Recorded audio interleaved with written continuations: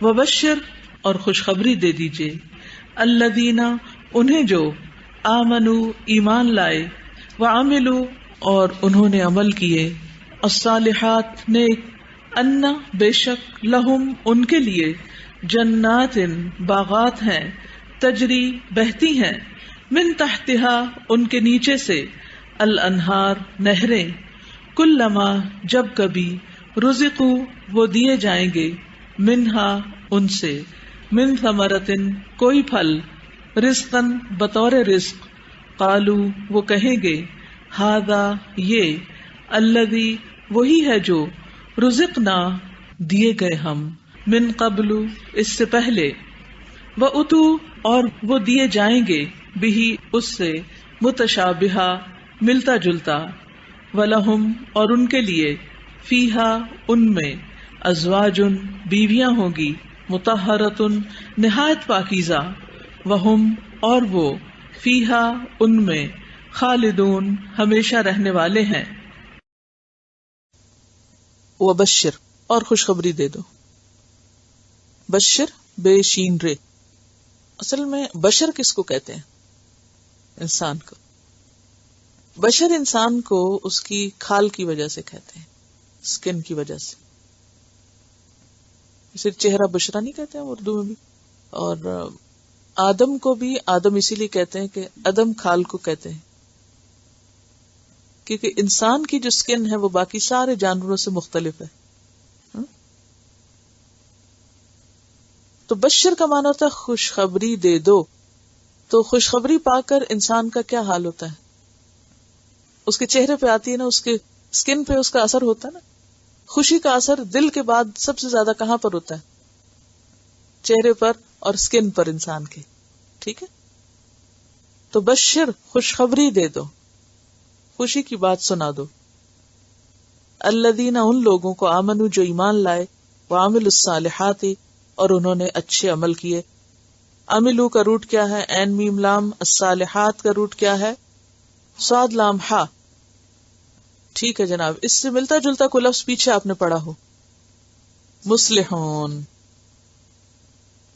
ان لہم بے شک ان کے لیے جنات باغات ہیں. جنت کی جمع. اچھا، جنت کا لفظ جو ہے نا یہ اسی روٹ سے ہے، جیم نون نون، جس سے جن ہے. ٹھیک، جن کا لفظ بھی اسی سے ہے. جن کس کو کہتے ہیں؟ یہ جن کو جن کیوں کہا جاتا ہے؟ نظر نہیں آتا. جن کا مطلب ہوتا ہے جو ہمارے حواس سے پوشیدہ ہو، جو ہمیں نظر نہ آئے. تو جنت ایسے باغ کو کہتے ہیں کہ جس کا سایہ اتنا گھنا ہو کہ جس کی وجہ سے زمین نظر ہی نہ آئے. افریقہ کے جنگلات بعض آپ نے دیکھے ہوں گے کہ جو اتنے گھنے ہوتے ہیں کہ جس سے سورج کی روشنی زمین تک جاتی نہیں. تو جنت بھی ایسے ہی گھنے قسم کے درختوں پر مبنی ہے کہ جس کی زمین ڈھکی ہوئی ہے، یعنی اوپر سے آپ دیکھیں تو پورے کا پورا لش گرین، بہت ہی خوبصورت نظارہ. تو ایک باغ نہیں، کئی باغ ہیں. تجری جاری ہیں. تجری کا روٹ ہے جیم رے. یہ جاری ہیں، بہتی ہیں. اصل میں تیزی سے چلنے کو کہتے ہیں. ایک ہوتا ہے چلنا اور ایک ہوتا ہے تیز چلنا. بھاگنا جیسے ہوتا ہے نا، جرا بھاگنے کے معنوں میں بھی آتا ہے.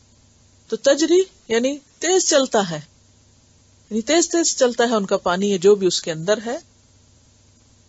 من تحتہا ان کے نیچے سے. من کا مطلب سے، تحت کہتے ہیں انڈر، نیچے. من تحتہا ان کے نیچے. یہ جو من تحت ہوتا ہے نا، کسی کے انڈر ہونا، اس کے کئی معنی ہوتے ہیں. فلاں شخص آپ کے انڈر ہے، اس کا کیا مطلب؟ ماتحت. ماتحت بھی تو کہتے ہیں نا. وہ کیوں کہتے ہیں ماتحت؟ انڈر ہے. اچھا، جو انڈر ہوتا ہے اس کو کیا کرنا پڑتا ہے؟ بات ماننی پڑتی. کس کی؟ جس کے وہ انڈر ہوتا ہے. ٹھیک ہے، اس کا مطلب یہ ہے کہ وہ اہل جنت کی مرضی کے تحت ہوں گی. من تحتہا، ان کی ملکیت میں ہوں گی، ان کے انڈر ہوں گی. کیونکہ قرآن پاک میں ایک اور جگہ پر آتا ہے کہ یفجرونہا تفجیرا، جدھر جی چاہے گا ان کا اس کو ادھر نکال لے جائیں گے. دنیا کی نہریں تو جس روٹ پہ جا رہی ہیں آپ ان کا روٹ نہیں چینج کر سکتے.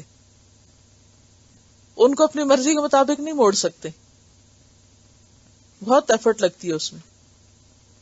لیکن جنت کی نہریں ماتحت ہے، آپ کے انڈر ہے، جدھر چاہیں آپ ان کو موڑ لیں. ٹھیک ہے، ایک تو یہ معنی ہے. دوسرا یہ ہے کہ وہ نیچے ہیں، یعنی ویسے بھی فزیکلی بھی نیچے کو بہ رہی. کبھی آپ نیاگرا فالز گئے ہوں اور اوپر اونچے ہوٹل سے آپ نے اس کے نیچے فالز کو دیکھا ہو. ایک تو ہے نا کہ فالز اوپر اور آپ نیچے، وہ اور نظارہ ہے.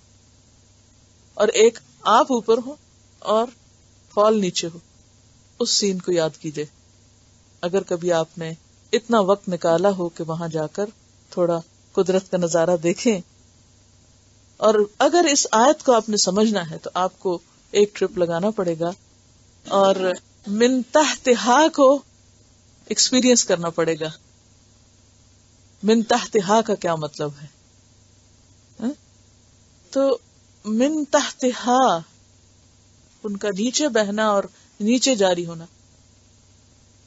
اچھا، اسی طرح ملکہ سبا جب حضرت سلیمان علیہ السلام کے پاس ان کے محل میں آئی تھی تو انہوں نے کیا کیا، اپنا کپڑا اٹھا لیا کیونکہ شیشے کے فرش کے نیچے پانی بہ رہا تھا. انہوں نے سمجھا کہ شاید یہ میں پانی میں جا رہی ہوں تو کپڑا اٹھا لیا. تحتہا ایک معنی یہ بھی ہو سکتا ہے، اور چونکہ وہ جدھر چاہیں نکال لیں، جہاں چاہیں لے جائیں، تو اس میں یہ کہ اس کے اوپر چل بھی رہے ہوں گے اور نیچے سے پانی کا نظارہ بھی ہو رہا ہوگا. یعنی یہ معنی بھی ہو سکتا ہے. اور اصل تو جنت کی حقیقت کیا ہے دیکھا ہی نہیں کسی نے، کوئی کیا بیان کرے گا اس کا. صرف جو بتایا گیا ہے یا جو انسان امیجن کر سکتا ہے اسی طرح اس کو لے کے چلتا ہے. لیکن قرآن کے جو الفاظ ہیں ان کے اندر ایک معنی کا دریا چھپا ہوا ہے. اس کے اندر جتنا بھی آپ غور و فکر کرتے چلے جائیں تو من تحتہا الانہار، ان کے نیچے ہیں نہریں. انہار کا روٹ جو ہے وہ نون ہے رے ہے، نہر. نہر کا لفظ عربی میں دریا کے لیے بھی استعمال ہوتا ہے، یعنی بالکل چھوٹی چھوٹی کو نالیاں نہیں مراد یہاں، بلکہ وسیع پیمانے پر.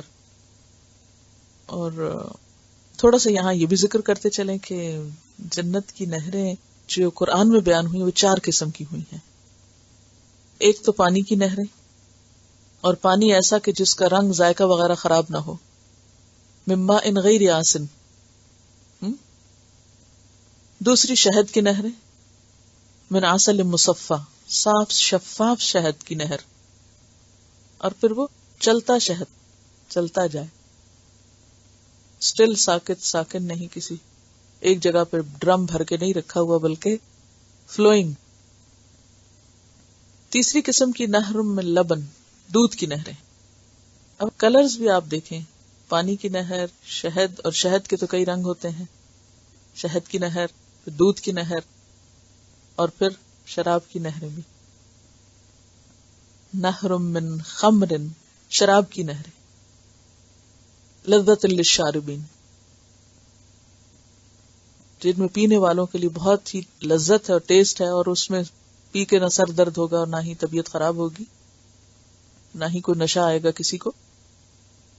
تو یہ 4 قسم کی نہروں کا ذکر ہے قرآن میں. تو تجری من تحتہا الانہار، یہ ساری ان کی اپنی ملکیت میں ہوگی، جتنا جس سے جیسے چاہیں جب چاہیں پئیں. اور پھر آپ دیکھیں کہ جو جاری چیز ہوتی ہے نا اس کا اپنا ایک لطف ہوتا ہے. آپ نے دیکھا ہوگا کہ جو بہتا پانی ہوتا ہے نا اس کے کئی رنگ بھی ہوتے ہیں. تو بات یہ ہے کہ تجری یعنی کہ صرف اتنا نہیں کہا گیا کہ نہریں ہوگی ان کے لیے، بلکہ کیا ہوگا، تجری، چلتی نہریں، ان کی ملکیت میں نہریں. اور پھر ان کے کئی رنگ. اور پھر آپ دیکھیے کہ جو لہریں اٹھتی ہیں چلتے پانی کی، ان کے اندر خود ایک حسن ہوتا ہے. کبھی آپ چلتے پانی کے کنارے کھڑے ہو جائیں تو آپ وہاں سے ہٹنا نہ چاہیں گے، یعنی اس کا اپنا ہی ایک لطف ہے. کبھی کوئی گرتا پانی یا بہتا پانی تو آپ دیکھتے ہیں کہ دیکھتے ہی جاتے ہیں، حالانکہ وہ ایک ہی کام کر رہا ہوتا ہے، مگر آپ دیکھتے ہی جاتے ہیں، دیکھتے ہی جاتے ہیں. اس کے اپنے اندر ایک اٹریکشن بھی ہے، ایک خوبصورتی بھی ہے.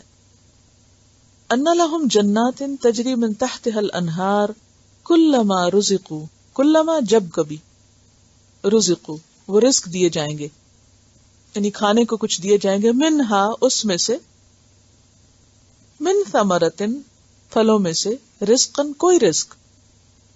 کیونکہ آپ دیکھیے کہ ہو سکتا ہے کچھ لوگوں کو پریشانی ہو رہی ہو کہ کبھی جیسے ڈائٹ کرتے ہیں صرف فروٹس کھاتے ہیں تو پیٹ نہیں بھرتا، تو اب یہ ثمرتن سے مراد صرف فروٹس نہیں ہے، یاد رکھیے تمام چیزیں ہیں. اور اس میں آپ اگر دیکھیں تو فروٹس کی بھی کئی قسمیں اور کئی رنگ اور پھر کئی ذائقے ان کے، اور اگر آپ کلر کو ہی دیکھیں اور ٹیکسچر کو دیکھیں، اور کوئی ڈرائی ہے تو کوئی جی کسی کے اندر جوس ہے اور لیکوڈ ہے، اور کوئی کسی رنگ کا ہے، کوئی کسی رنگ کا ہے، کسی کے اندر کوئی خوشبو ہے، کچھ ذائقہ ہے.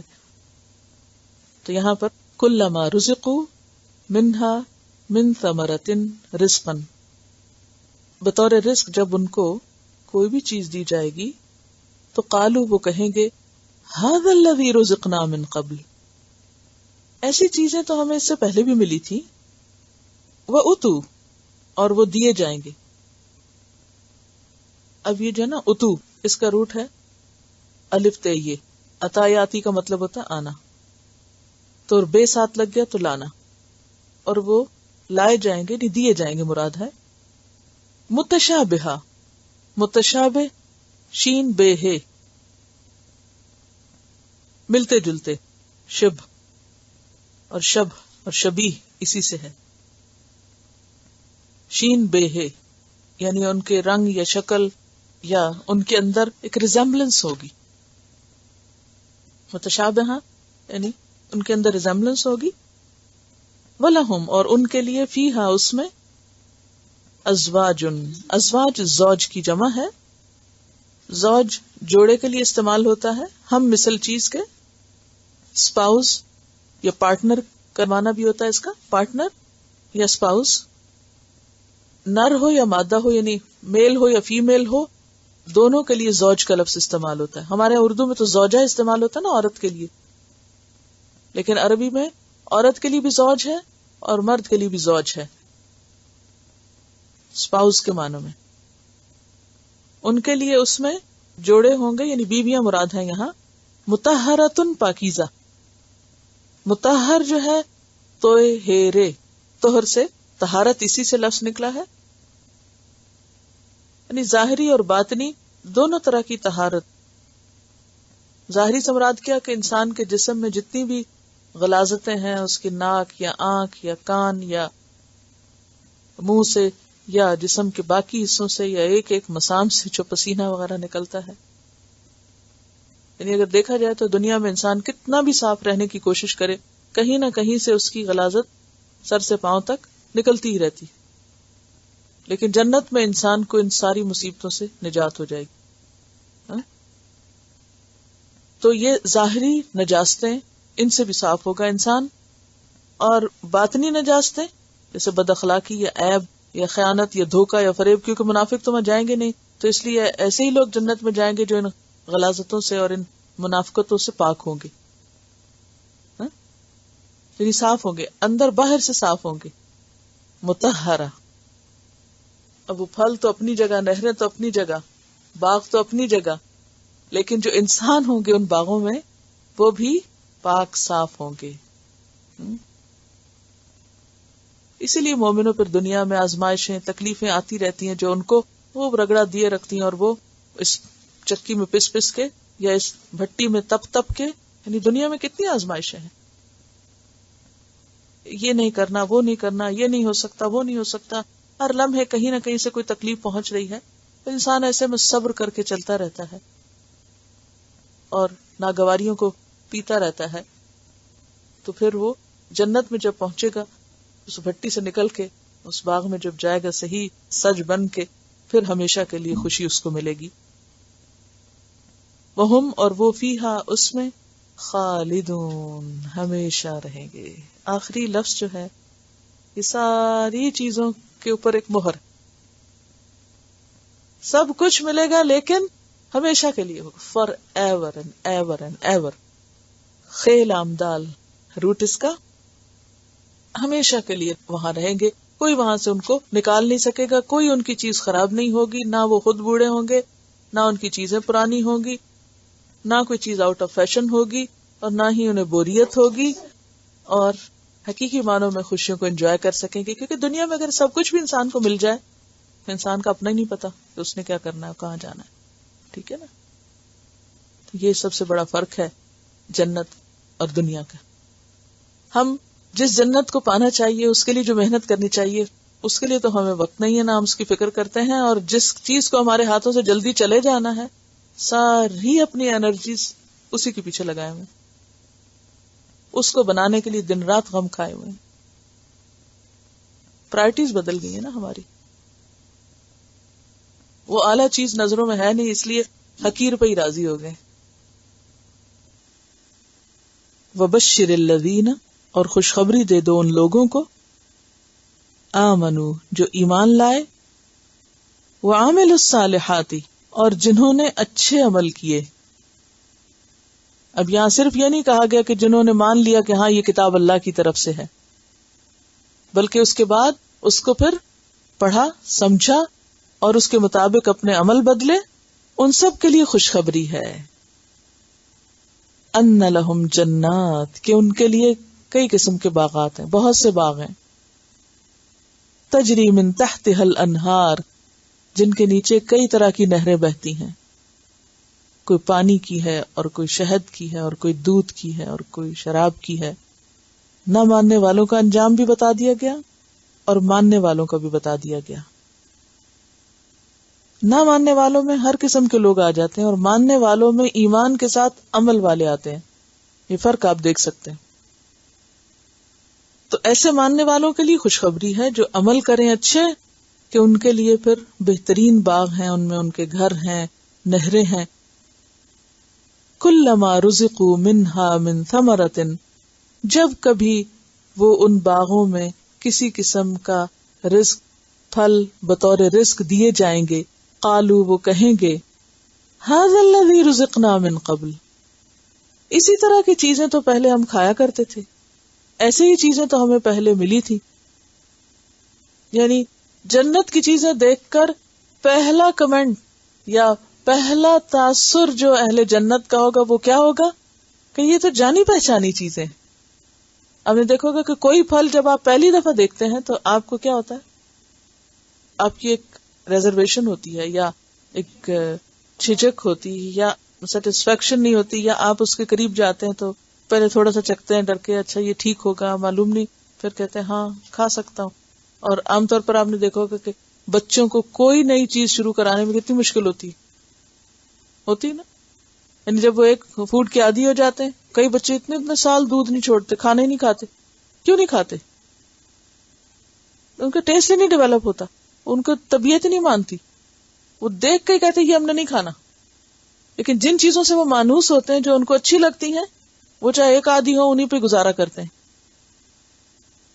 تو یہ انسان کی ویکنس ہے اور انسان کی ضرورت ہے اور انسان کی ایک طلب ہے کہ وہ اپنی مانوس، من پسند اور جانی بوجھی چیزیں کھانا چاہتا ہے. تو جو عادت ہو جاتی ہے یا جس چیز سے مانوس ہو جاتے، یوز ٹو جسے کہتے ہیں نا، یوز ٹو ہو گئے، اس کے بغیر لگتا ہے پیٹ بھی نہیں بھرا.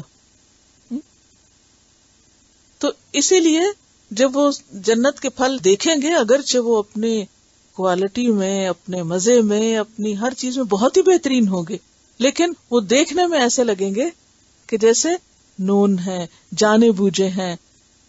اسی طرح کے ہی تو کھاتے رہے ہم. ھذا الذی رزقنا من قبل واتوا بہ متشابہا، اور ان کو اس سے ملتے جلتے ہی دیے جائیں گے. یعنی دنیا کے پھلوں سے کس اعتبار سے ملتے جلتے ہوں گے؟ یوں لگتا ہے جیسے ظاہری اعتبار سے ہی کچھ نہ کچھ ریزمبلنس ہوگی، لیکن یہ ہو سکتا ہے کہ صرف نام کی حد تک ہوگی یا شکل کی حد تک. جیسے قرآن پاک میں کئی پھلوں کے نام بھی آتے ہیں نا، کہ جنت میں کون کون سے پھل ہوں گے. مثلا انار کی بات ہے، انگور کی بات ہے، کھجور کی بات ہے، زیتون کی بات ہے، انجیر کی بات ہے، یا پھر بناناس کی یعنی کیلے کی بھی بات ہے، سدر مخدود، وطلح منضود، تو بیروں کی بات ہے. تو اب یہ چیزیں جو ہیں نام بھی وہی ہیں، تو یہ ریزمبلنس کس میں ہوگی؟ ناموں میں تو ہے ہی، جیسے ابھی ہمیں بتایا گیا، یا پھر کسی حد تک شیپ میں ہوگی، لیکن اس کا ٹیسٹ اور اس کا جو آگے جو کچھ مزہ ہے اور جو اس کی خوشبو ہے اور جو اس کا فائدہ ہے وہ تو ظاہر ہے. پھر جنت اور دنیا کا جو فرق ہے وہ ہے ہی. یعنی یہ نہیں کہ دیکھ کے انسان کہے گا اچھا پھر وہی، یہ نہیں کہیں گے، یعنی اس سینس میں اچھا پھر وہی نہیں. وہ کہیں گے ھذا الذی رزقنا من قبل واتوا بہ متشابہا، اور ان کو مانوس کرنے کے لیے ملتی جلتی چیزیں ہی دی جائیں گی. ورنہ جنت تو وہ جگہ ہے ما لا عین رأت ولا اذن سمعت ولا خطر علی قلب بشر. بخاری کی روایت ہے کہ جنت ایسی جگہ جسے کسی آنکھ نے دیکھا نہیں، کسی کان نے سنا نہیں، کسی انسان نے اس کا گمان نہیں کیا. تو متشابہہ کا بھی اپنا ہی ایک لطف ہوگا. وَلَهُمْ فِيهَا أَزْوَاجٌ مُطَهَّرَةٌ، اور ان کے لیے اس میں بیویاں ہوں گی پاکیزہ.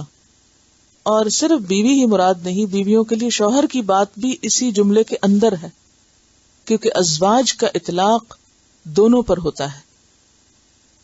تو کلام کی مناسبت سے اللہ زینہ کی چونکہ بات ہو رہی تھی، آمنو عامل مذکر کی صیغے ہیں، لہم کی، تو پھر اسی سیکوینس میں آگے آ کر کس کی بات ہو گئی؟ ازواج کی بات ہوئی. وَلَهُمْ فِيهَا أَزْوَاجٌ. ورنہ قرآن پاک میں سورۃ آل عمران کی آیت نمبر 195 میں آتا ہے فَاسْتَجَابَ لَهُمْ رَبُّهُمْ أَنِّي لَا أُضِيعُ عَمَلَ عَامِلٍ مِّنكُم مِّن ذَكَرٍ أَوْ أُنثَىٰ بَعْضُكُم مِّن بَعْضٍ. کیا معنی اس کا؟ فَاسْتَجَابَ لَهُمْ رَبُّهُمْ، تو ان کے رب نے ان کی دعا قبول کر لی اور ان کے ساتھ وعدہ کر لیا. کیا؟ انی لا اضیع، بے شک میں نہیں ضائع کروں گا، عمل عامل، کسی عمل کرنے والے کا عمل، من ذکر او انثی، خواہ وہ مرد ہو یا عورت، اس سے کوئی فرق نہیں پڑتا. بعضکم من بعض، تم میں سے بعض سے ہی تو ہو، کیونکہ کوئی بھی انسان مرد اور عورت دونوں کے بغیر تو وجود میں نہیں آتا.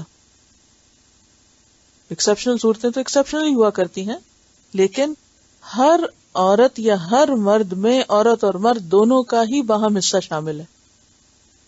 تو یہاں پر بھی وَلَهُمْ فِيهَا أَزْوَاجٌ مُطَهَّرَةٌ، ان کے لیے اس جنت میں پاکیزہ بیویاں ہوں گی، جسمانی اعتبار سے بھی اور اندرونی اعتبار سے نہیں، ظاہر و باطن کی پاکیزگی، اخلاق اور کردار کی پاکیزگی، یعنی کسی کو پھر کسی سے کوئی شکایت نہ ہوگی. اور وہ سارے فیکٹرز جو باہم شوہر اور بیوی کے درمیان کھچاوٹ اور نفرت اور ایک دوسرے سے ناراضگی اور دوری کا سبب بنتے ہیں وہ ختم کر دیے جائیں گے. مطہرتن کی بات کر کے ان سارے اسباب کو دور کرنے کی بات ہے کہ جس کی وجہ سے عموماً دنیا میں ایک دوسرے سے کھچاؤ ہو جاتا ہے. شوہر اور بیوی کے درمیان کھچاؤ کہاں سے شروع ہوتا ہے؟ کیا اسباب ہوتے ہیں اس کے؟ کیا وجوہات ہوتی ہیں؟ اس میں بعض اوقات تو جسمانی گندگی بھی ہوتی ہے، یعنی بعض لوگ اپنے جسمانی طہارت کا، صفائی کا اور اپنے زیب و زینت کا خیال نہیں رکھتے. اس سے دونوں کے درمیان ایک کیا پیدا ہو جاتی؟ کھچاؤ پیدا ہوتا ہے. اور اس میں خصوصاً عورتوں کا رول زیادہ ہے کہ عورتوں کو اس اعتبار سے اپنا خیال رکھنا چاہیے کہ وہ مرد کے لیے اٹریکشن کا ذریعہ ہوں، نہ کہ نفرت کا. دوسری کون سی ریزن یا کون سا فیکٹر ہوتا ہے جس سے آپس میں کھچاؤ آتا ہے تعلقات میں؟ اخلاق. اگر اخلاق اچھا ہو تو کیا ہوتا ہے؟ باہم ایک دوسرے سے موافقت ہوتی ہے. اخلاق خراب ہو، غیظ، غضب، غصہ، اور بعض اوقات کوئی وجہ بھی نہیں ہوتی، خام خواہ شیطان کی ڈالی ہوئی مس انڈرسٹینڈنگ ہوتی. تو وسوسے کیا ہے؟ شیطان کی نجاست.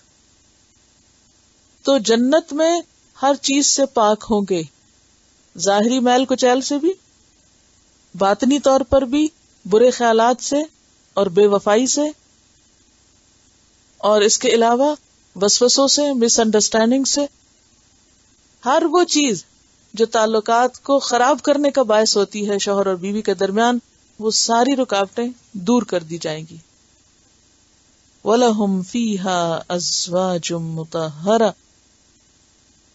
صرف ازواج نہیں کہا گیا بلکہ ازواج مطہرہ وہم فیہا خالدون، اور وہ اس میں ہمیشہ رہیں گے.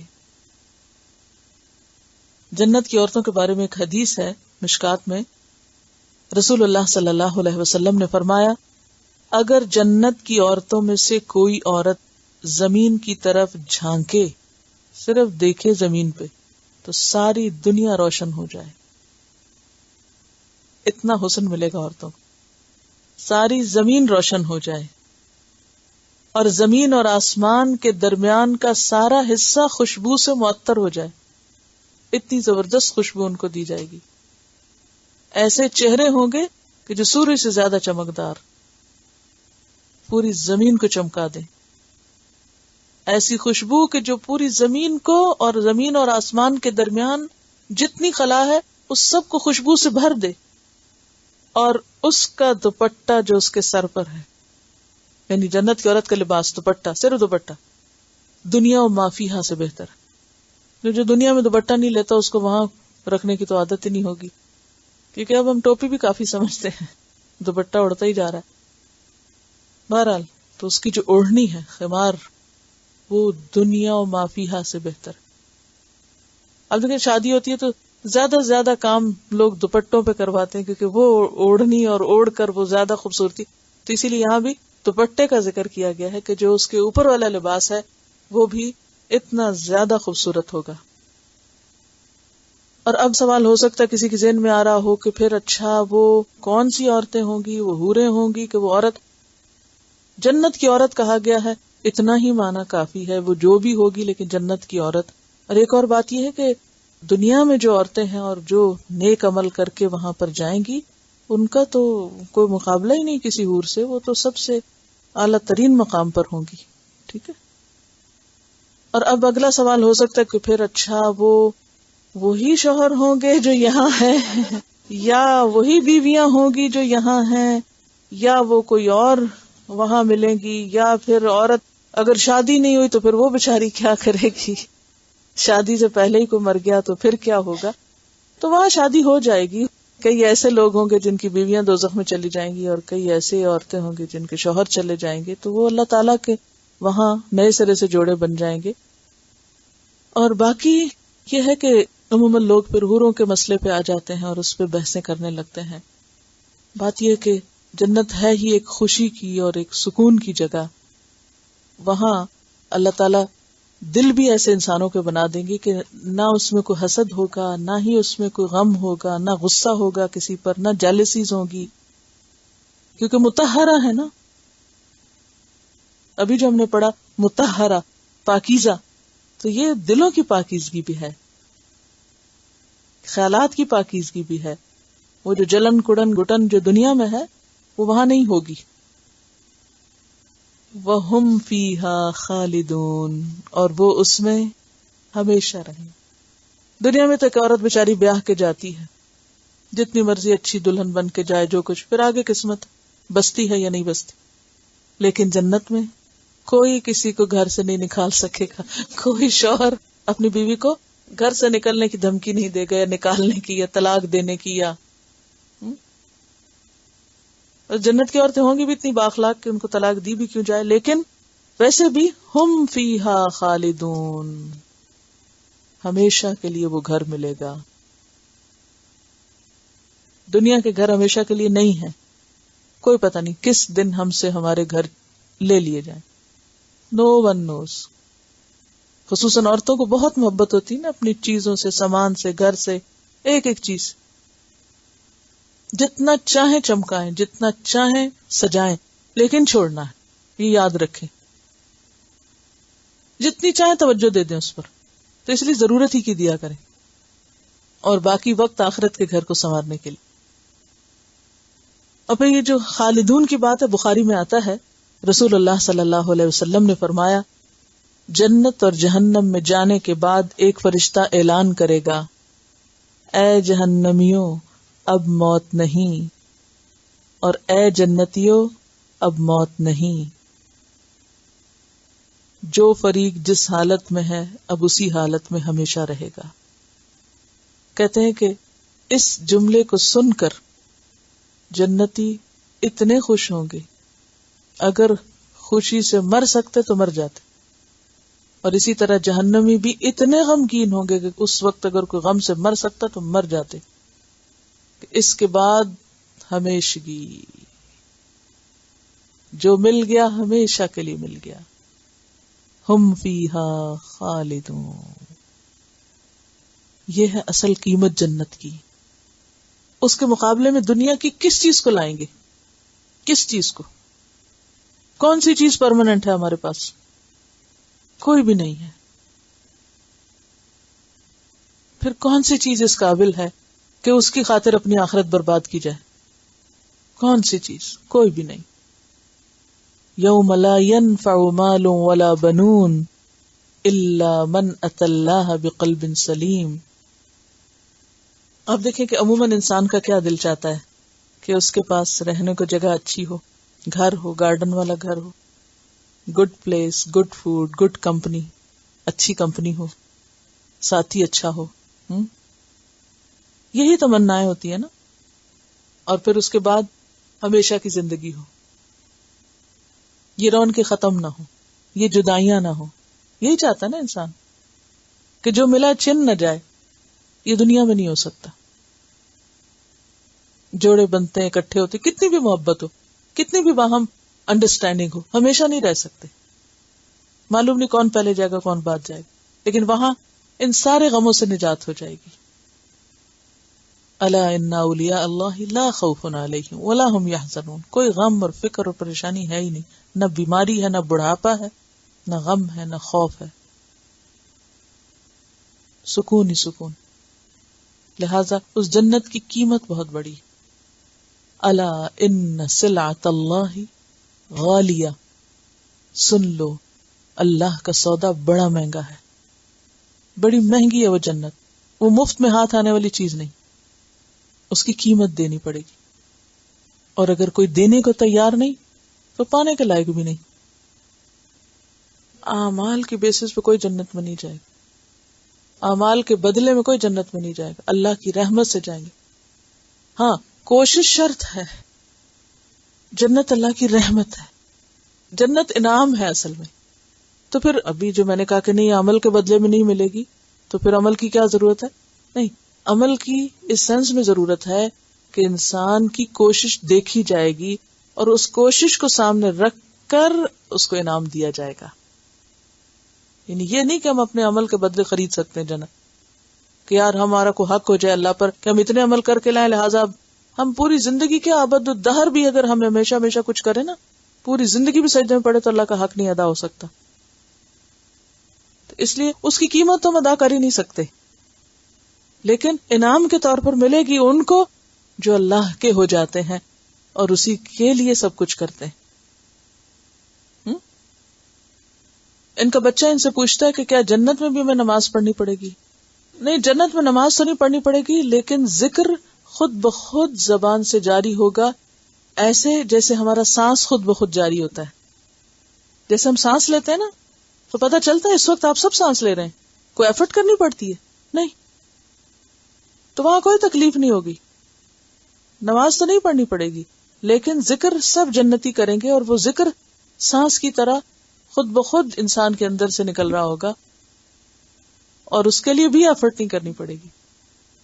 اب دیکھیں کہ کوئی ایسی محفل یا کوئی ایسا مقام جہاں پاکیزہ خیالات، پاکیزہ کردار، پاکیزہ اخلاق لوگ رہتے ہوں، تو آپ دیکھیں وہ جگہ دنیا میں بھی آپ کو جنت لگے گی.